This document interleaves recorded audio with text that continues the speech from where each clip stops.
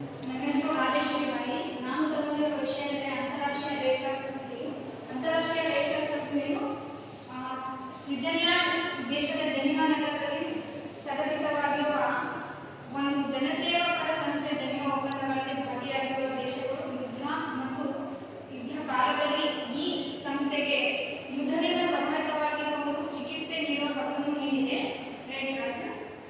ಮತ್ತು 1864ರಲ್ಲಿ henry ಡೊನಾಟ್ henry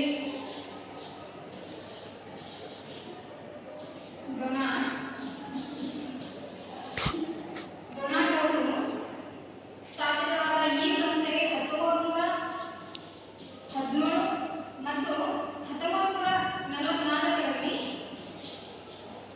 1944 ಹಾಗೆ 1967ರಲ್ಲಿ Nobel ಶಾಂತಿ ಪ್ರಶಸ್ತಿಗಳನ್ನು ಪಡೆದಿದೆ.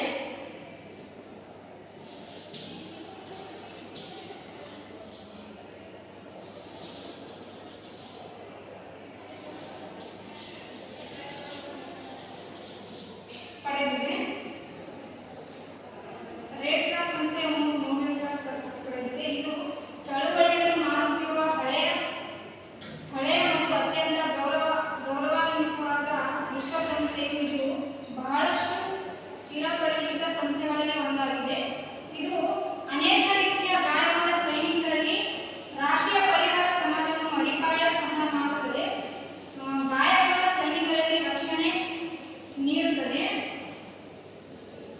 ಈ ಅಂತಾರಾಷ್ಟ್ರೀಯ ರೆಡ್ ಕ್ರಾಸ್ ಸೈನಿಕರಿಗೆ ಗಾಯಗೊಂಡ ಅವರಿಗೆಲ್ಲ ರಕ್ಷಣೆ ನೀಡುತ್ತದೆ. ಅಂತಾರಾಷ್ಟ್ರೀಯ ರೆಡ್ ಕ್ರಾಸ್ ಇದು ಜಾಗತಿಕ ಮಾನವೀಯ ಸಂಸ್ಥೆಯಾಗಿದ್ದು, ಇದು ಯುದ್ಧದ ಸಮಯದಲ್ಲಿ ಒಂದು ಪ್ರಾಕೃತಿಕ ವಿಪತ್ತುಗಳ ಸಂದರ್ಭದಲ್ಲಿ ಜನರಿಂದ ಸಹಾಯ ನೀಡಲು ನಿರ್ಮಿತವಾಗಿದೆ. ಅಂತಾರಾಷ್ಟ್ರೀಯ ರೆಡ್ ಕ್ರಾಸ್ನ ಕೆಲವೊಂದು ಲಕ್ಷಣಗಳನ್ನು ನಾವು ನೋಡಬಹುದೆಂದರೆ ಅವುಗಳು ಒಂದನೇದು ಮಾನವೀಯತೆ. ಈ ಒಂದು ಅಂತಾರಾಷ್ಟ್ರೀಯ ರೆಡ್ ಕ್ರಾಸ್ನ ಸಂಸ್ಥೆಯಲ್ಲಿ ಲಕ್ಷಣ ಯಾವುದಂದ್ರೆ ಒಂದನೇದು ಮಾನವೀಯತೆ ಎಂಬುದು ಜನರ ಸಂಕಷ್ಟವನ್ನು ನಿವಾರಿಸುವುದು ಮತ್ತು ಮಾನವೀಯ ಸೇವೆಯನ್ನು ಒದಗಿಸುವುದು. ಎರಡನೇದು ತಟಸ್ಥತೆ ರಾಜಕೀಯ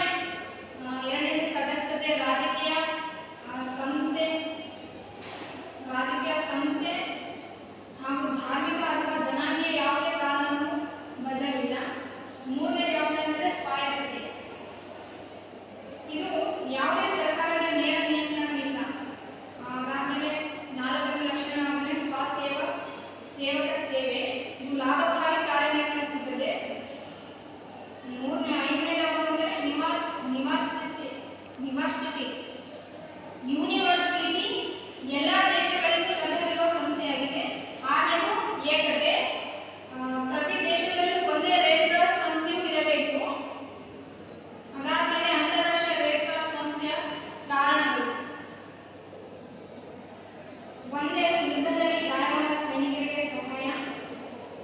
ಇದು 1863 ಹೆನ್ರಿ ಡೊನಾಟ್ ಎಂಬ ಸ್ವಿಸ್ ವ್ಯಕ್ತಿ ಪ್ರಥಮ ಬಾರಿಗೆ ಈ ಕಲ್ಪನೆಯನ್ನು ಮುಂದಿಟ್ಟರು. ಎರಡನೇದು ಪ್ರಾಕೃತಿಕ ವಿಪತ್ತು ಪರಿಹಾರ.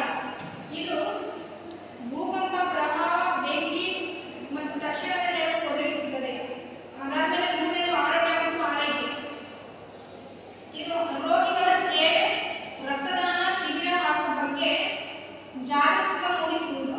ಅದಾದಮೇಲೆ ನಾಲ್ಕನೇದು ಶರಣಾರ್ಥಿಗಳಿಗೆ ಸಹಾಯ. ಇದು ನಿರಾಶ್ರಿತರಿಗೆ ಆಹಾರ, ಆಶ್ರಯ, ವಸತಿ, ಅನೇಕ ರೀತಿಯ ವ್ಯವಸ್ಥೆಗಳನ್ನು ನೀಡುತ್ತಾ ವೈದ್ಯಕೀಯ ಅನೇಕ ರೀತಿಯ ನೆರವುಗಳನ್ನು ನೀಡುವುದಾಗಿದೆ. ಮೌಲ್ಯಾಧಾರಿತ ಸೇವೆ ಅಂದರೆ ಇದು ಶಾಂತಿ ಮತ್ತು ಸಹಾನುಭೂತಿ ಬೆಳೆಸುವ ಒಂದು ವ್ಯವಸ್ಥೆಯಾಗಿದೆ. ಅದಾದಮೇಲೆ ರೆಡ್ ಕ್ರಾಸ್ನ 7 ಮೂಲಭೂತಗಳು ಎಂದರೆ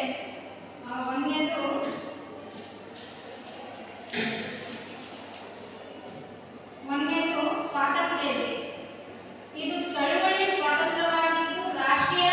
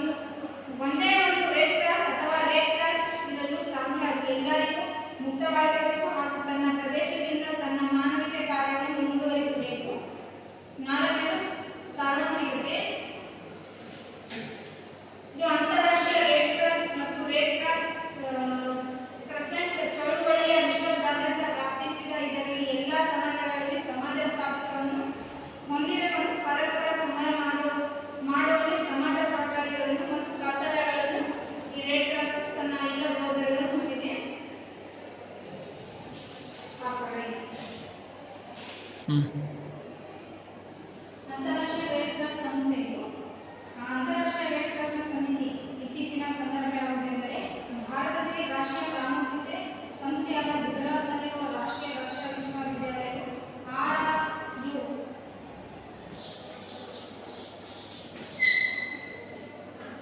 RRU ಮತ್ತು ನವದೆಹಲಿಯ ಅಂತಾರಾಷ್ಟ್ರೀಯ ರೆಡ್ ಕ್ರಾಸ್ ಸಂಸ್ಥೆಯು ಪ್ರಾದೇಶಿಕ ನಿಯೋಗವು ಡಿಸೆಂಬರ್ 10, 2020 ಮತ್ತು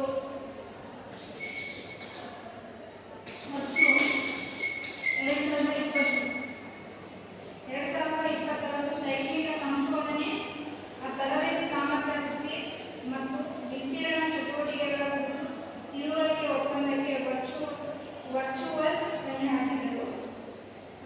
ಇದರಲ್ಲಿ ಮಧ್ಯಮಾನೆಂದರೆ ಭದ್ರತೆ ಕಾರ್ಯತಂತ್ರ ಸಾಮರ್ಥ್ಯ ವೃದ್ಧಿ ಮತ್ತು ಸಂಶೋಧನೆ ಮತ್ತು ಅಭಿವೃದ್ಧಿ ಪರಿಣಿತಿಗಾಗಿ ಜಾಗೃತಿ ಜ್ಞಾನವನ್ನು ಮೂಡಿಸುವುದು ಸೃಷ್ಟಿಸುವುದು ಮತ್ತು ವಿಶೇಷ ಮಾನವ ಸಂಪನ್ಮೂಲವನ್ನು ಸೃಷ್ಟಿಸುವುದು ಇದರ ಉದ್ದೇಶವಾಗಿದೆ.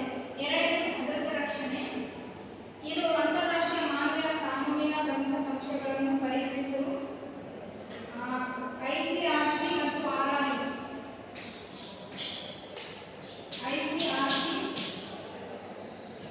RRU ಇದು ಒಟ್ಟಾಗಿ ಕೆಲಸ ಮಾಡುವುದು ಬಳಸಿಕೊಳ್ಳುವುದು.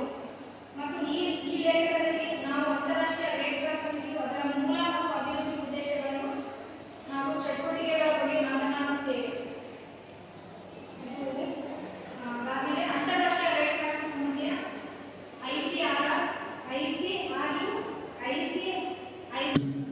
ಅಂತಾರಾಷ್ಟ್ರೀಯ ರೆಡ್ ಕ್ರಾಸ್ ಸಮಿತಿಯ ಅವಲೋಕನ. ಅಂತಾರಾಷ್ಟ್ರೀಯ ಮತ್ತು ಆಂತರಿಕ ಸಶಸ್ತ್ರ ಸಂಘರ್ಷಗಳ ಬಲಿಪಶುಗಳನ್ನು ರಕ್ಷಿಸುವ ತನ್ನ ಆದೇಶದೊಂದಿಗೆ 3 ಬಾರಿ ನೊಬೆಲ್ ಪ್ರಶಸ್ತಿ ಪುರಸ್ಕೃತವಾಗಿದೆ. ಇದು ICRC ಅಂತಾರಾಷ್ಟ್ರೀಯ ರೆಡ್ ಕ್ರಾಸ್ ಮತ್ತು ಕ್ರೆಸೆಂಟ್ ಚಳವಳಿಯ ಭಾಗವಾಗಿದ್ದು ಅಂತಾರಾಷ್ಟ್ರೀಯ ರೆಡ್ ಕ್ರಾಸ್ ಮತ್ತು ರೆಡ್ ಕ್ರೆಸೆಂಟ್ ಸೊಸೈಟಿಯ ಒಕ್ಕೂಟ ಮತ್ತು 192 ರಾಷ್ಟ್ರೀಯ ಸಮಾಜದ ಜೊತೆಗೆ 192 ರಾಷ್ಟ್ರೀಯ ಸಮಾಜದ ಜೊತೆಗೊಂಡಿದೆ. ಅಂತಾರಾಷ್ಟ್ರೀಯ ರೆಡ್ ಕ್ರಾಸ್ ಸಮಿತಿಯ ಅವಲೋಕನ ಹೇಗಿದೆ ಎಂದರೆ ರಚನೆ 17 ಫೆಬ್ರವರಿ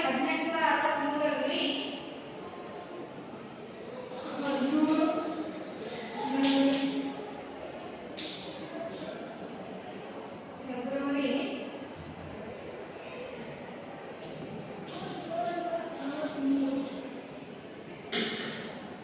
ಇದರ ಪ್ರಕಾರ ಖಾಸಗಿ ಮಾನವೀಯತೆ ಸಂಸ್ಥೆಯ ಉದ್ದೇಶ ಸಂಘರ್ಷಗಳ ಬಲಿಪಶುಗಳ ರಕ್ಷಣೆ.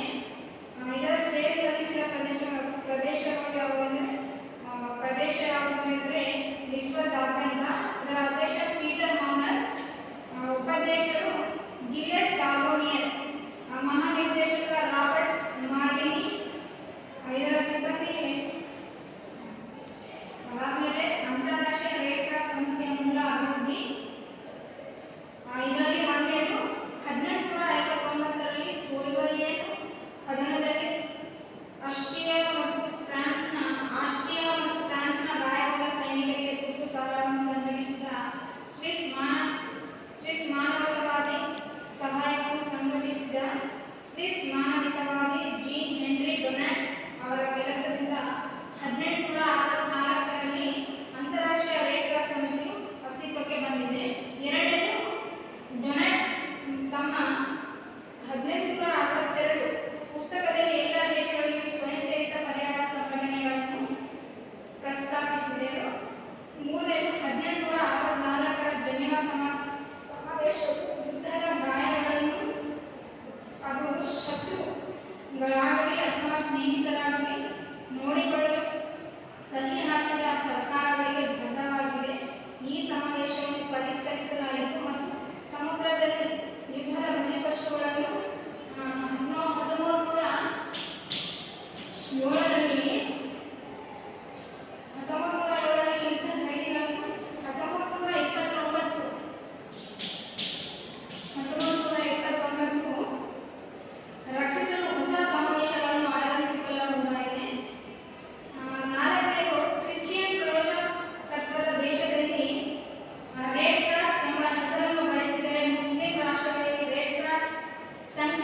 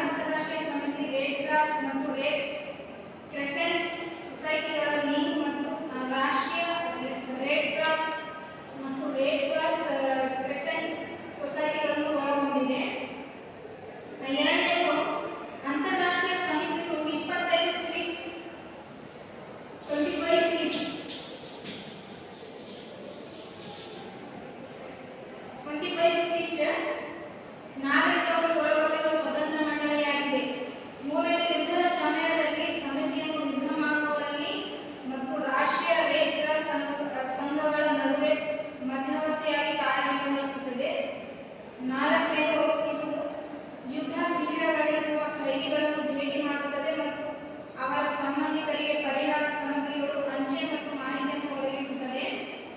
ಐದನೇದು ರೆಡ್ ಕ್ರಾಸ್ ಮತ್ತು ರೆಡ್ ಸಂಕ್ರೆಟ್ ರೆಡ್ ಕ್ರೆಸೆಂಟ್ ಸೊಸೈಟಿಗಳ ಲಿಂಕ್ ರಾಷ್ಟ್ರೀಯ ವಿಪತ್ತಿನ ಬಲಿಪಶುಗಳಿಗೆ ಪರಿಹಾರವನ್ನು ಒದಗಿಸಲು ಮತ್ತು ರಾಷ್ಟ್ರೀಯ ಸಮಾಜಗಳ ಅಭಿವೃದ್ಧಿಯಲ್ಲಿ ಸಹಾಯ ಮಾಡುತ್ತದೆ. ಅಂತಾರಾಷ್ಟ್ರೀಯ ರೆಡ್ ಕ್ರಾಸ್ ಸಮಿತಿಯ ಚಟುವಟಿಕೆಗಳು. ಅಂತಾರಾಷ್ಟ್ರೀಯ ರೆಡ್ ಕ್ರಾಸ್ ಸಂಸ್ಥೆಯ ಚಟುವಟಿಕೆಗಳು ಇದರಲ್ಲಿ ಒಂದೇ ನೋಡುವುದಂದ್ರೆ ಮಾನವ ಸಂಸ್ಥೆಯಾಗಿರುವುದರಿಂದ ರೆಡ್ ಕ್ರಾಸ್ ಪ್ರಪಂಚದ ಬಹುತೇಕ ಪ್ರತಿಯೊಂದು ದೇಶದಲ್ಲಿ ರಾಷ್ಟ್ರೀಯ ಅಂಗಸಂಸ್ಥೆಗಳನ್ನು ಹೊಂದಿದೆ.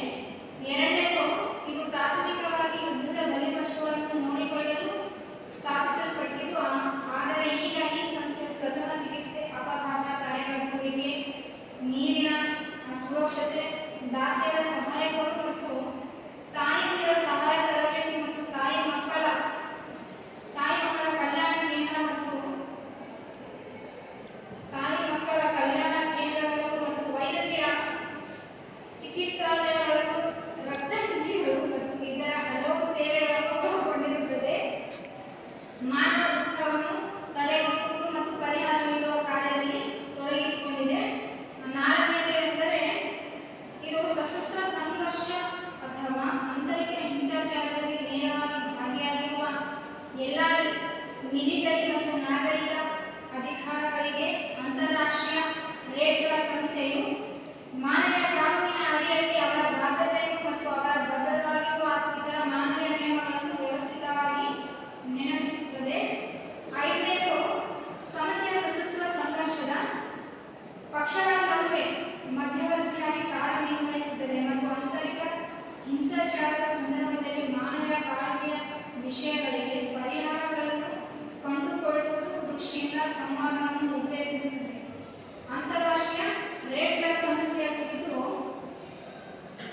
ಪದೇ ಪದೇ ಕೇಳಲಾಗುವ ಪ್ರಶ್ನೆ ಯಾವುದೆಂದರೆ ಅಂತಾರಾಷ್ಟ್ರೀಯ ರೆಡ್ ಕ್ರಾಸ್ ಸಂಸ್ಥೆ ಮತ್ತು ರೆಡ್ ಕ್ರೆಸೆಂಟ್ ಚಲನಶೀಲತೆ. ಇದು ಅಂತಾರಾಷ್ಟ್ರೀಯ ರೆಡ್ ಕ್ರಾಸ್ ಸಂಸ್ಥೆ ಮತ್ತು ರೆಡ್ ಸಂಕ್ರೆಟ್ ಸಂಸ್ಥೆ ಮಾನವೀಯ ಸೇವೆಗಳನ್ನು ಒದಗಿಸುವ ಒಂದು ಪ್ರಮುಖ ಅಂತಾರಾಷ್ಟ್ರೀಯ ಸಂಸ್ಥೆಯಾಗಿದೆ. ಇದರ ಉದ್ದೇಶ ಹಿಂಸಾತ್ಮಕ ಸಂಘರ್ಷಗಳು, ಯುದ್ಧಗಳು ಮತ್ತು ಪ್ರಾಕೃತಿಕ ವಿಪತ್ತುಗಳ ಸಂದರ್ಭದಲ್ಲಿ ಪೀಡಿತ ವ್ಯಕ್ತಿಗಳಿಗೆ ಸಹಾಯ ಮಾಡುತ್ತದೆ. ರೆಡ್ ಕ್ರಾಸ್ ಸಂಸ್ಥೆಯ ಕೆಲವು ಉದ್ದೇಶಗಳನ್ನು ನೋಡುವುದೆಂದರೆ ಒಂದನೇ, ಯುದ್ಧ ಪೀಡಿತರಿಗೆ ಸಹಾಯ. ಯುದ್ಧ ಪೀಡಿತರಿಗೆ ಸಹಾಯ ಅಂದರೆ ಯುದ್ಧ ಅಥವಾ ಹಿಂಸಾತ್ಮಕ ಸಂಘರ್ಷದಲ್ಲಿ ಗಾಯಗೊಂಡ ಮತ್ತು ನಿರಾಶ್ರಿತರಿಗೆ ತುರ್ತು ಆರೋಗ್ಯ ಮತ್ತು ಆಹಾರದ ಸಹಾಯ ನೀಡಬಹುದು. ಎರಡನೇದು, ಮಾನವ ಹಕ್ಕುಗಳ ರಕ್ಷಣೆ. ಯುದ್ಧ ನಿಯಮಗಳ ಪ್ರಕಾರ ಸೈನಿಕರು ಮತ್ತು ನಾಗರಿಕ ಹಕ್ಕುಗಳನ್ನು ಕಾಪಾಡಲು ಕಾರ್ಯನಿರ್ವಹಿಸುವುದು. ಮೂರನೇದು, ರಕ್ತದಾನ ಮತ್ತು ಆರೋಗ್ಯ ಸೇವೆ. ರಕ್ತದಾನ ಮತ್ತು ಆರೋಗ್ಯ ಸೇವೆ ಎಂದರೆ ತುರ್ತು ಅವಸ್ಥೆಗಳಲ್ಲಿ ರಕ್ತದಾನ, ವೈದ್ಯಕೀಯ ನೆರವು ಮತ್ತು ಆರೋಗ್ಯ ಸೇವೆಗಳನ್ನು ಒದಗಿಸುತ್ತದೆ. ನಾಲ್ಕನೇದು, ಪ್ರಾಕೃತಿಕ ವಿಪತ್ತು ನಿರ್ವಹಣೆ. ಇದು ಭೂಕಂಪ, ಪ್ರವಾಹ, ಚಂಡಮಾರುತ ಮುಂತಾದ ವಿಪತ್ತುಗಳ ಸಂದರ್ಭದಲ್ಲಿ ಜನರಿಗೆ ನೆರವು ನೀಡುವುದು. ಅದಾದ್ಮೇಲೆ ICRC ಮತ್ತು ರೆಡ್ ಕ್ರಾಸ್ನ ಚಲನಶೀಲತೆಯು ಕೆಲವೊಂದು ಇದರಲ್ಲಿ ಪಾಯಿಂಟ್ ಇದೆ. ಅವು ಯಾವುವು ಅಂದರೆ 1869ರಲ್ಲಿ ಜೆನೀವಾ, ಸ್ವಿಟ್ಜರ್ಲ್ಯಾಂಡ್ ನಲ್ಲಿ ಹೆನ್ರಿ ಡೊನಾಲ್ಡ್ ಮತ್ತು ಅವರ ಸಹಯೋಗಿಗಳು ಈ ಸಂಸ್ಥೆಯನ್ನು ಸ್ಥಾಪಿಸಿದರು. ICRC ರಾಷ್ಟ್ರೀಯ ರೆಡ್ ಕ್ರಾಸ್ ಮತ್ತು ರೆಡ್ ಕ್ರೆಸೆಂಟ್ ಸಂಸ್ಥೆಗಳ ಜಾಲವನ್ನು ಹೊಂದಿದೆ ಮತ್ತು ಇದು ಪ್ರಪಂಚದ 190ಕ್ಕೂ ಹೆಚ್ಚು ದೇಶಗಳಲ್ಲಿ ಕಾರ್ಯನಿರ್ವಹಿಸುತ್ತದೆ. ನಾಲ್ಕನೇ ಯಾವ ಪಾಯಿಂಟ್ ಅಂದರೆ ಈ ಸಂಸ್ಥೆ ಯುದ್ಧದಲ್ಲಿರುವ ಬಂದಿಗಳ ರಕ್ಷಣೆ, ಮಾನವೀಯ ಸಹಾಯ ಮತ್ತು ಅನುಬದ್ಧತಾ ಕಾರ್ಯಗಳನ್ನು ನಡೆಸುತ್ತದೆ. ರೆಡ್ ಕ್ರಾಸ್ನಲ್ಲಿ ಕೆಲವು ಚಿಹ್ನೆಗಳನ್ನು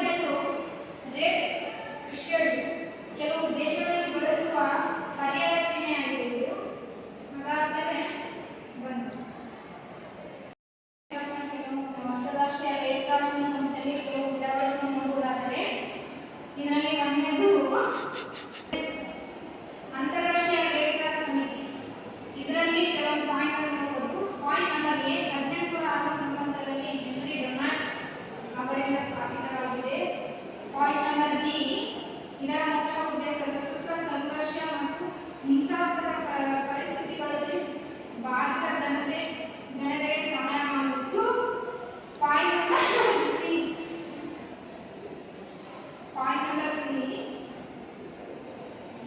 ಜನಿಮಾ ಒಪ್ಪಂದ ಪಾಲನೆಯಲ್ಲಿ ಚಾಲನೆ ಮಾಡುತ್ತದೆ. ಪಾಯಿಂಟ್ ನಂಬರ್ ಡಿ ಯುದ್ಧದಲ್ಲಿ ಗಾಯಗೊಂಡ ಸೈನಿಕರು, ಯುದ್ಧ ಬಂದಿಗಳು ಮತ್ತು ನಾಗರಿಕರಿಗೆ ಮಾನವೀಯ ನೆರವನ್ನು ಒದಗಿಸುವುದು. ಅದಾದಮೇಲೆ ಎರಡನೇದು ವಿಧ ಅಂತಾರಾಷ್ಟ್ರೀಯ ರೆಡ್ ಕ್ರಾಸ್ ಮತ್ತು ರೆಡ್ ಕ್ರೆಸೆಂಟ್ ಸಂಸ್ಥೆಗಳ ಫೆಡರೇಷನ್. ಇದರಲ್ಲಿ ಎ 1919ರಲ್ಲಿ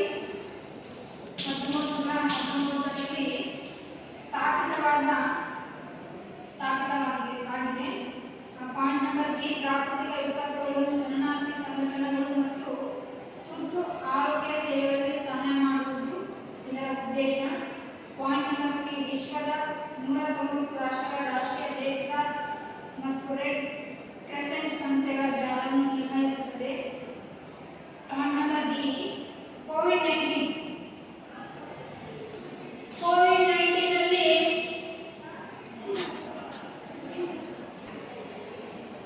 ಕೋವಿಡ್-19 ಅಂದರೆ corona. Point number D COVID-19 ನಲ್ಲಿ ಭೂಕಂಪ, ಪ್ರವಾಹ ಮತ್ತು ಇತರ ಮಾನವೀಯ ಸಂಘಟನೆಗಳ ಸಂದರ್ಭಗಳಲ್ಲಿ ತುರ್ತು ಸಹಾಯ ಒದಗಿಸುತ್ತದೆ. ಅದಾದಮೇಲೆ ಮೂರನೇ ವಿಧ ಯಾವುದೆಂದರೆ ರಾಷ್ಟ್ರೀಯ ರೆಡ್ ಕ್ರಾಸ್ ಮತ್ತು ರೆಡ್ ಕ್ರೆಸೆಂಟ್ ಸಂಘಗಳು. ಇದರಲ್ಲಿ ಪಾಯಿಂಟ್ ನಂಬರ್ ಎ ಪ್ರತಿ ದೇಶದಲ್ಲಿ ಒಂದು ರಾಷ್ಟ್ರೀಯ ರೆಡ್ ಕ್ರಾಸ್ ಅಥವಾ ರೆಡ್ ಕ್ರೆಸೆಂಟ್ ಸಂಘ ನಿರ್ವಹಿಸುತ್ತದೆ. ಪಾಯಿಂಟ್ ನಂಬರ್ ಬಿ ಇದು ಐಸಿಆರ್ಸಿ ಮತ್ತು ಇದು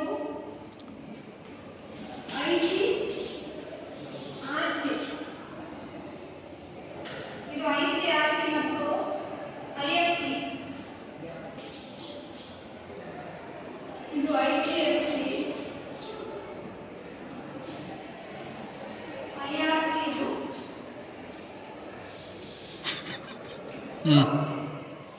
ಐಎಫ್ಆರ್ಸಿ.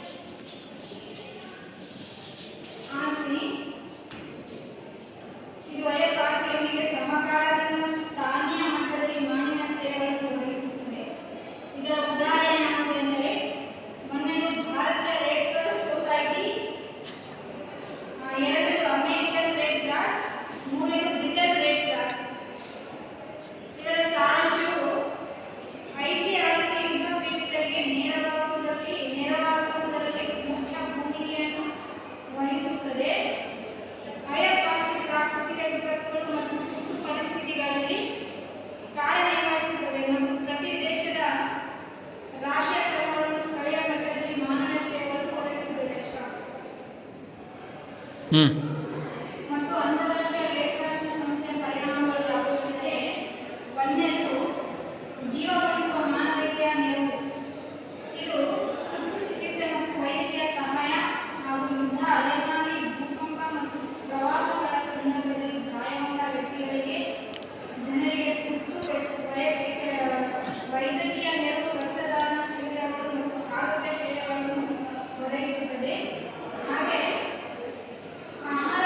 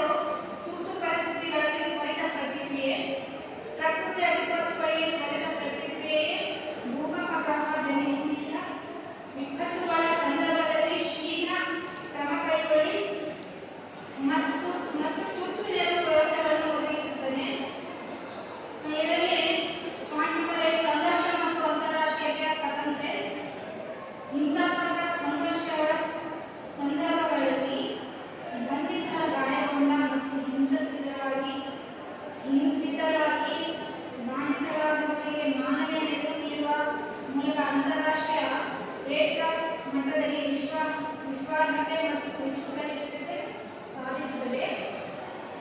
ಪಾಯಿಂಟ್ ನಂಬರ್ 5, ವಿಶ್ವ ಸಾಮಾಜಿಕ ಒಗ್ಗೂಡುವಿಕೆ ಮತ್ತು ಮಾನವೀಯ ಮೌಲ್ಯಗಳ ಪ್ರಚಾರ. ಇದರಲ್ಲಿ ಪಾಯಿಂಟ್ ನಂಬರ್ 8, ವಿಶ್ವ ಜಾಲ. ಇದು ಅಂತಾರಾಷ್ಟ್ರೀಯ, ರಾಷ್ಟ್ರೀಯ ಮತ್ತು ಸ್ಥಳೀಯ ಮಟ್ಟದಲ್ಲಿ ನಂಟುಗಳನ್ನು ನಿರ್ಮಿಸಿ ವಿವಿಧ ರಾಷ್ಟ್ರಗಳಿಂದ ಸಂಯೋಜನೆಗೆ ನಿರ್ವಹಿಸುತ್ತದೆ. ಪಾಯಿಂಟ್ ನಂಬರ್ ಮಾನವೀಯ ಮೌಲ್ಯಗಳ ವಿಸ್ತರಣೆ. ಮಾನವೀಯತೆ, ಸ್ವಾತಂತ್ರ್ಯತೆ, ನಿಷ್ಪಕ್ಷಪಾತತೆ ಮತ್ತು ಸಂಸ್ಥಾಪಕ ಸಂಸ್ಥೆಗಳನ್ನು ಜನರಲ್ಲಿ ವ್ಯಾಪಕವಾಗಿ ಹರಡುತ್ತದೆ. ವಿಶ್ವದಾದ್ಯಂತ ಸೌಹಾರ್ದ ಮತ್ತು ಸಹಾಯದ ಭಾವನೆಗಳನ್ನು ಬಲಪಡಿಸಿದೆ. ಅಂತಾರಾಷ್ಟ್ರೀಯ ರೆಡ್ ಕ್ರಾಸ್ ಸಂಸ್ಥೆಯ ಕೆಲವು ಸಾರಾಂಶಗಳನ್ನು ನೋಡುವುದಾದರೆ, ಅಂತಾರಾಷ್ಟ್ರೀಯ ರೆಡ್ ಕ್ರಾಸ್ ಸಂಸ್ಥೆಯು ಜೀವ ಉಳಿಸುವ ಕೆಲಸ. ಇದು ತುರ್ತು ಪರಿಸ್ಥಿತಿಗಳಿಗೆ ರಕ್ತ, ಆಹಾರ ಮತ್ತು ವಸತಿಗಳ ಮೂಲಕ ವೈದ್ಯಕೀಯ ನೆರವುಗಳನ್ನು ಒದಗಿಸುತ್ತದೆ. ಮಾನವ ಹಕ್ಕುಗಳ ರಕ್ಷಣೆ. ಇದು ಯುದ್ಧ ಮತ್ತು ಸಂಘರ್ಷದ ಸಂದರ್ಭದಲ್ಲಿ ಮಾನವ ರಕ್ಷಣೆಗೆ ಕಾನೂನುಬದ್ಧ ಕ್ರಮಗಳನ್ನು ಅನುಸರಿಸಿ ಹಾಗೂ ಅದಾದಮೇಲೆ ಸಾಮಾಜಿಕ ಪುನರ್ವರ್ತಿಸಿದೆ. ವಿಪತ್ತು ಬಳಿಕ ಸಮುದಾಯ ಪುನರ್ಸ್ಥಾಪನೆ ಮತ್ತು ಸ್ಥಳೀಯ ಶಕ್ತೀಕರಣ ಕಾರ್ಯಗಳಲ್ಲಿ ಭಾಗವಹಿಸುತ್ತದೆ. ಅದಾದಮೇಲೆ ತುರ್ತು ಪ್ರತಿಕ್ರಿಯೆ. ಪ್ರಕೃತಿಯ ವಿಪತ್ತುಗಳಲ್ಲಿ ತ್ವರಿತ ಮತ್ತು ಪರಿಣಾಮ